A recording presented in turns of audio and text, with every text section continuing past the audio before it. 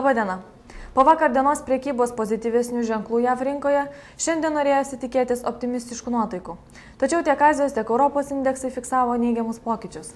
Krintančios naftos bei metalų kainos tempė žemyn šias žaliavas išgaunančių bendrovių akcijų kursus.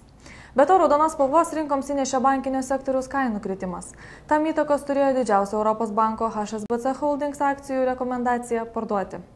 Pabaltijo akcijų kainos vis blaškėsi bandydamos atsitiesti, tačiau visgi pasuko neigiamą kryptimi.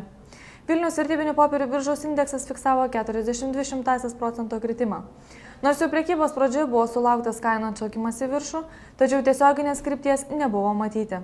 Keletą dienų iš eilės kritusios bankinio sektoriaus akcijos šiandien šoktelėjo į viršų, tačiau atšokimas nekompensavo prieš tai buvusių praradimų. Aktyvumo nestigo ūkio banko akcijų pozicijoje, kurių pasiūlos šiandien trūko biržoje. Investuotojus galėjo paskatinti banko skelbimas apie grąžintas sindikuotas paskolas. Šiaulių banko bei Bankos Noros akcijos taipogi kiek atsitėsė ir demonstravo daugiau kaip 500 000 apyvartas.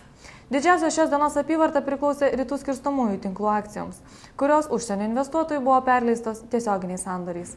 Virš 7 ir 13% į viršų kopė aprangos bei Invaldos akcijų kainos.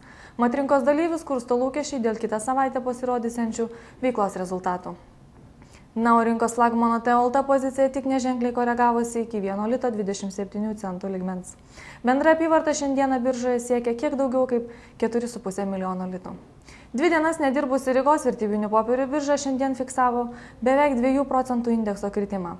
Indeksą žemyn tempė virš 12% kritusios Grindex akcijos bei daugiau kaip 2% nuosmukį rodžiusios Latvijos Kugnecibo akcijos. Nelikvidumu pasižyminti birža šiandien siekia vos 22 000 Latvijos latų apyvartą. Panašu, kad daugelis investuotojų jau apleidė šią biržą ir likę vos keletą vietinių rinkos dalyvių. Talino vertybinių popierių biržos indeksas pradžioje kiek kilęs galiausiai fiksavo neigiamą 1,23% pokytį. Investuotojai buvo pakankamai pasyvūs ir tai rodo 1,5 milijono eurų apyvartą. Bendrovė Talina kabomoje paskelbus apie sumažėjusi pelną akcijų kaina krito net virš 12%. Kiek aktyviau prekiauta Tallink Group akcijomis, kurios koregavosi vos 2 centais lyginant su vakarykšte prekyba.